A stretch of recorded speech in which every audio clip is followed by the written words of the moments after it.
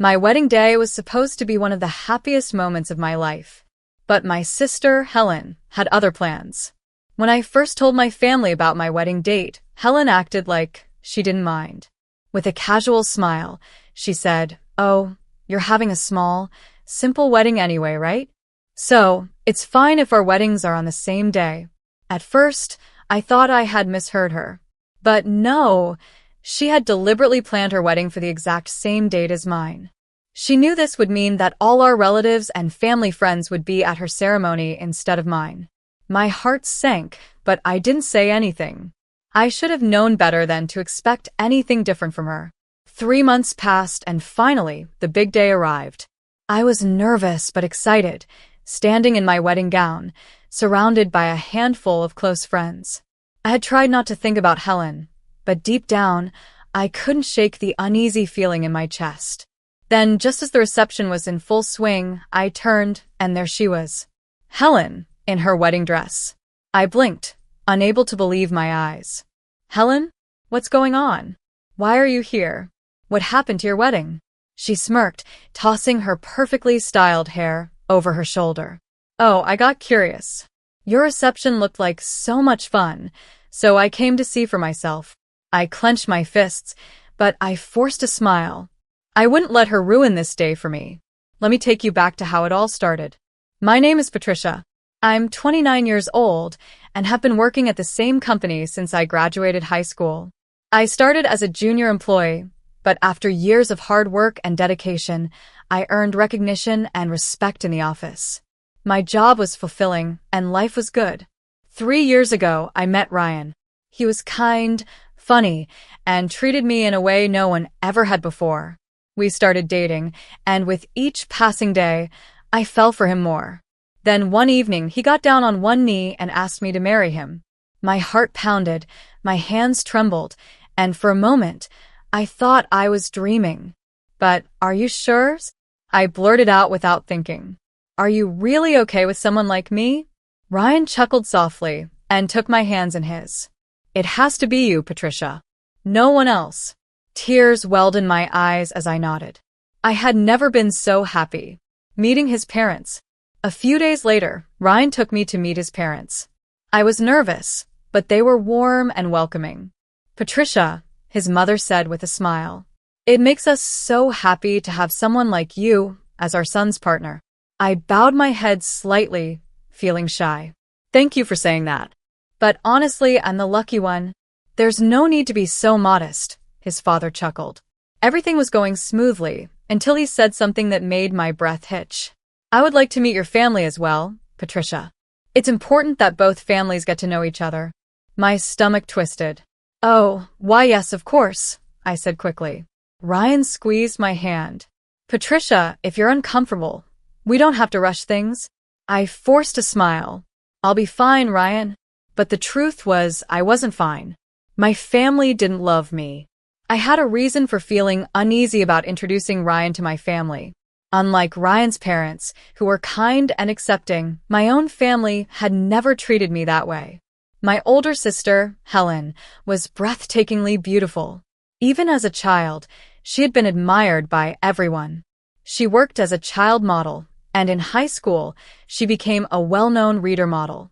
My parents doted on her, praised her, and showered her with attention. And me? I was the quiet, ordinary daughter. The one no one paid attention to. The one who was always in Helen's shadow. No matter what I did, I could never be good enough in their eyes. That's why, deep down, I knew my wedding wouldn't be a priority for them. And when Helen chose to get married on the same day, she proved it once again. But no matter what she did, I wasn't going to let her take this moment away from me. A childhood of neglect. Growing up, I learned one painful truth. I would never be as important as my sister, Helen. She was beautiful, charming, and adored by everyone, especially our parents. Meanwhile, I was the forgotten child, the one they barely paid attention to. Since I wasn't as cute as Helen, my parents didn't see the point in spending money on me. Love and affection were things I could only watch from a distance but never experience for myself. Helen was showered with praise, forgiven for every mistake, and given anything she desired. But for me, there was nothing. If I dared to ask for something I wanted, I was scolded for being selfish. When I expressed interest in activities like music or art, I was told they were a waste of time and money. It wasn't long before I stopped asking for anything at all. While Helen had the best of everything, I had only hand-me-downs, her old clothes, her worn-out school supplies, even toys she no longer cared about. My mother cooked meals with love, but only Helen's favorite foods ever made it to the table. If I didn't like something, I had to eat it anyway. The worst part was my birthday. You would think that, at least on that one day, I would be treated with a little bit of warmth. But no. Every year, my sister received a gift on my birthday, and it was always bigger, more expensive, and more thoughtful than whatever small present I was given. It felt like a cruel joke, like a reminder that even on my special day, Helen was more important. My parents often sighed and said, "Why can't you be cute like Helen?" Their words stung. No matter how much I wanted their love, I would never be enough. Betrayal by my sister. Helen wasn't just our parents' favorite, she knew it. And because of that, she treated me however she pleased. As a child, she would take things from me just because she could. If I protested, she'd smirk and remind me that Mom and Dad would always take her side. And she was right. If I ever argued with her, our parents would scold me, not her. By the time we reached middle school, her cruelty had escalated. There was a boy I secretly liked, someone I never even had the courage to talk to. But somehow Helen found out. Instead of teasing me like a normal sister might, she did something worse. She approached him herself, acted charming and sweet, and within days, they were dating. She would hold his hand in front of me, giggle as she whispered things in his ear, all while glancing my way as if to say, "Look what I took from you." But that wasn't the worst part. Helen knew my secrets, things I had shared in confidence or things I had hidden deep inside. And she used them against me. Somehow, boys I had never even spoken to knew things about me, embarrassing things. At first, I couldn't figure out how, but then I saw Helen, laughing with her friends as she told stories about me, throwing out my secrets like they were nothing. I wanted to fight back, to defend myself, but I knew it would be useless. If I so much as raised my voice against Helen, our parents would come down on me like a storm. So I learned to endure. A lonely fight for recognition. Because I received no love from my family, I desperately sought validation elsewhere. I turned to my studies, hoping that if I became the best student, my parents would finally notice me. I worked harder than anyone else, staying up late, studying tirelessly, and scoring top marks on every test. One day, after months of effort, I achieved something incredible. I ranked first in my entire grade. My heart swelled with pride, and for the first time in my life, I believed my parents might finally say, "We're proud of you." Excitedly, I ran home to tell them the news. But their reaction crushed me. "Don't stand out in weird ways," my mother said flatly. "It would be embarrassing for Helen if people thought you were better than her." I froze. I had expected indifference, maybe even a half-hearted "that's nice." But this was worse than anything I could have imagined. That was the moment I realized it didn't matter what I did. I would never be good enough for them. Still, I couldn't bring myself to give up entirely. I loved learning, even if my achievements meant nothing to my family.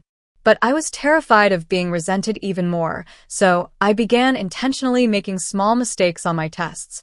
I still ranked well, but never too high, just enough to keep my position around 10th place. The dream that was stolen. Eventually, I managed to convince my parents to let me attend the best high school in town. My argument was simple. It was actually cheaper than some of the other public schools.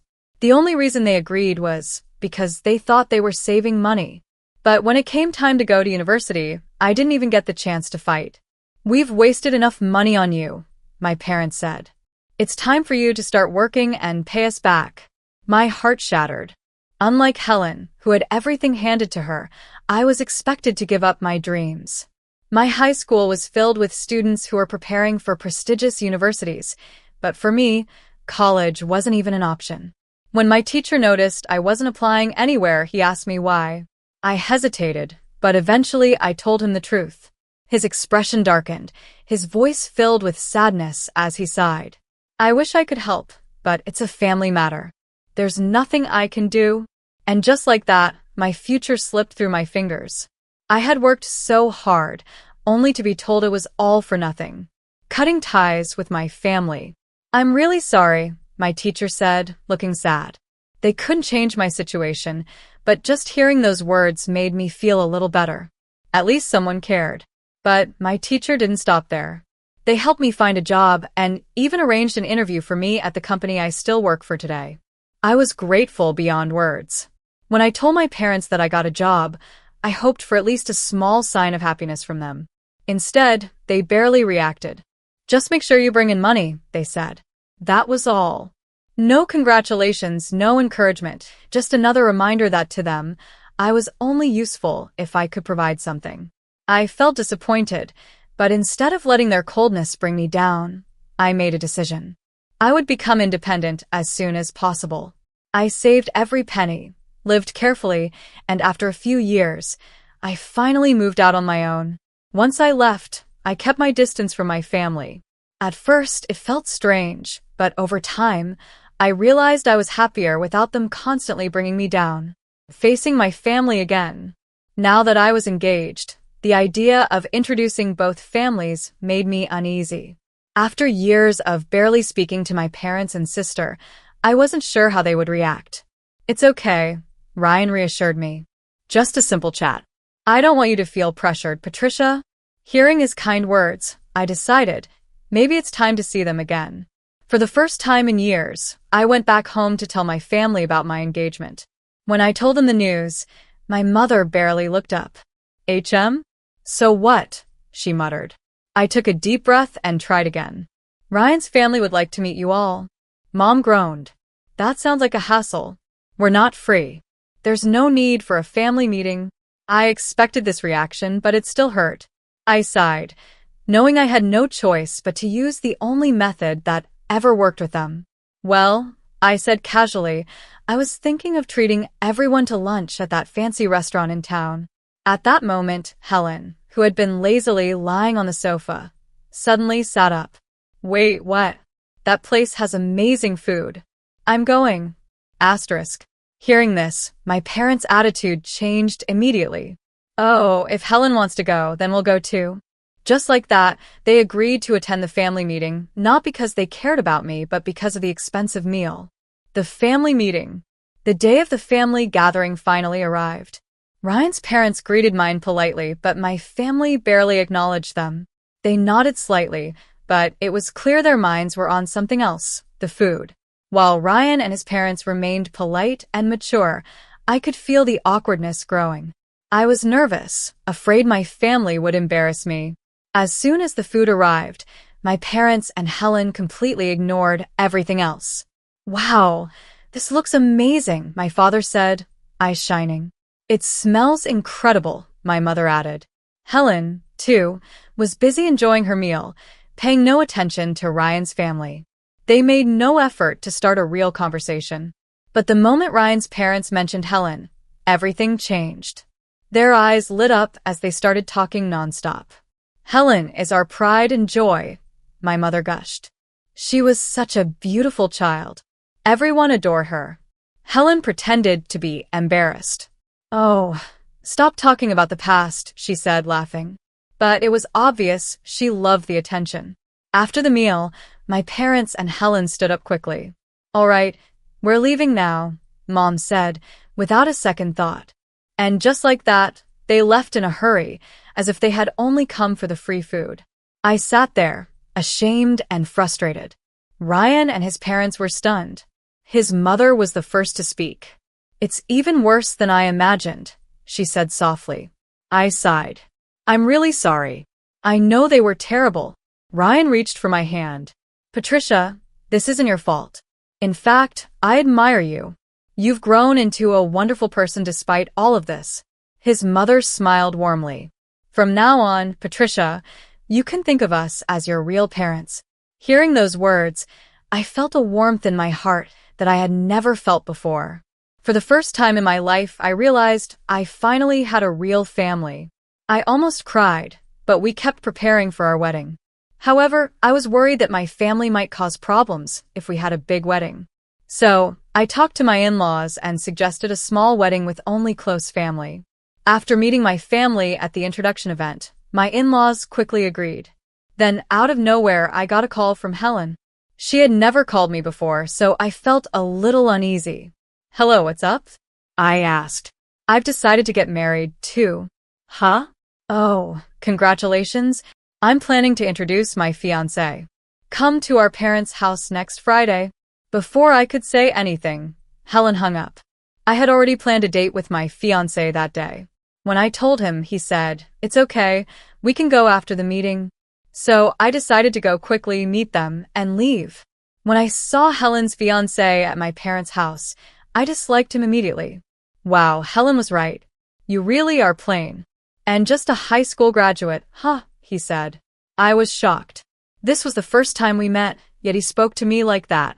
I had graduated from a well-known university and worked at a famous IT company, but he looked down on me just because I wasn't from an elite background like him.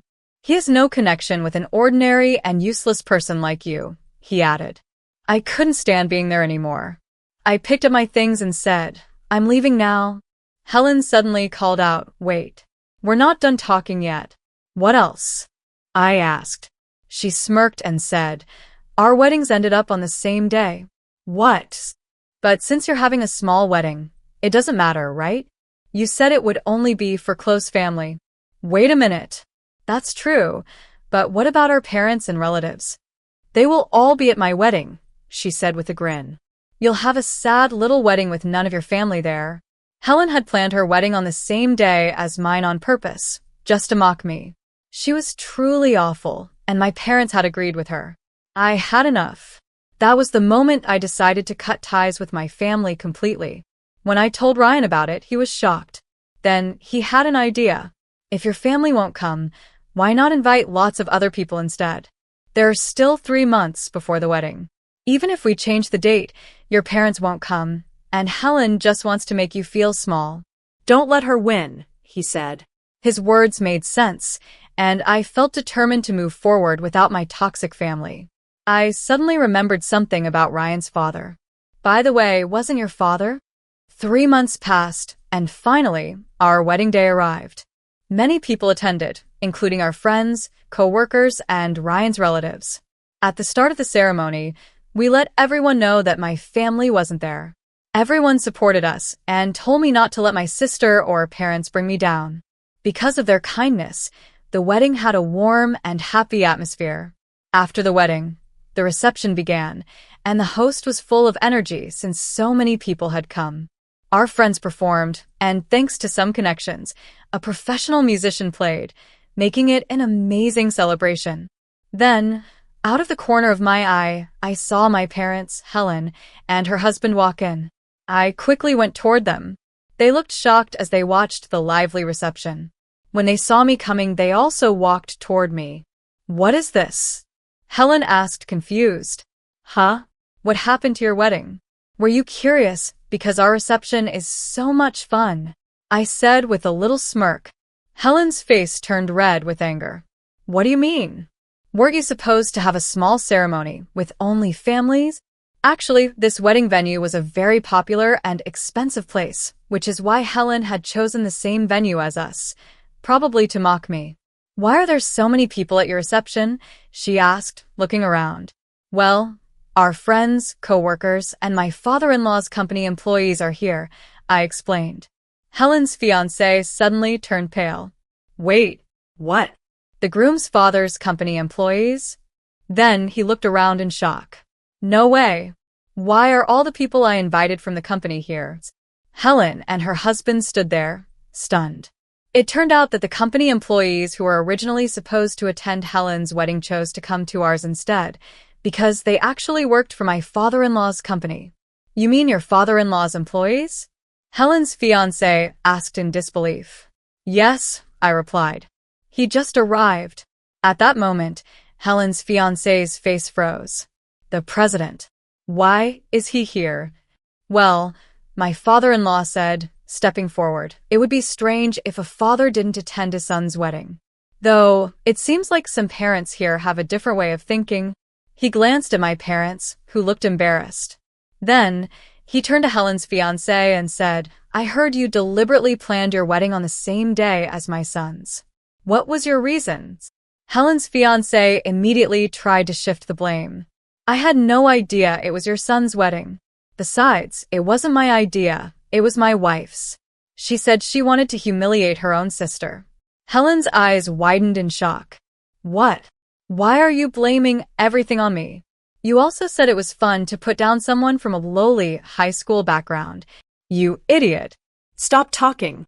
Not in front of the president, her husband snapped. It's your fault for blaming me first. Helen shouted back. Right in front of us, Helen and her fiancé started arguing like children. My father-in-law finally lost his patience. Enough already. This is Patricia and my son's important reception. Helen's fiancé panicked and ran out as if escaping. Helen, still in her wedding dress, hurried after him. And just like that, they disappeared from our wedding. We have always thought highly of you. Since we're already here, maybe we'll stay for the reception. Helen's wedding reception had many empty seats because all of the groom's work colleagues had canceled to attend ours. Naturally, Helen was upset, and even her friends and the groom's friends laughed at her, making her the center of the jokes. My parents, who were always so proud, looked embarrassed and angry. It seemed like their frustration made them want to mock our wedding instead. We always knew Patricia was more reliable, they suddenly said. Hearing my parents praise me out of nowhere gave me chills. It's useless to say anything now, I replied. I've already decided to cut ties with you. Please leave. What? How dare you speak to your own parents like that? Because you're in the way. Leave now. At Ryan's request, the venue staff escorted my parents out. With the troublemakers gone, we continued enjoying our reception. The night was filled with happiness and laughter again. Afterward, Helen and her fiancé broke off their engagement. After being humiliated at their wedding, their relationship fell apart. On top of that, since the groom had angered my father-in-law, who was also his boss, his chances of getting a promotion were completely ruined. Now, they're caught up in a messy argument over who should pay the engagement cancellation fees. As for my parents, after being humiliated themselves, they turned their anger toward Helen. They had always spoiled her, but now they disowned her. I heard they were furious because they had spent around $80,000 on Helen's wedding, only for it to be canceled. Honestly, my parents and Helen are both hopeless. But since I've cut ties with them, their problems are no longer my concern. Right now, I'm enjoying a happy life as a newlywed. After returning from a wonderful honeymoon with my husband, he switched jobs to work at my father-in-law's company. He's working hard to take over the business, and I've become a housewife to support him, managing our home every day. We plan to continue supporting each other and living a happy life together.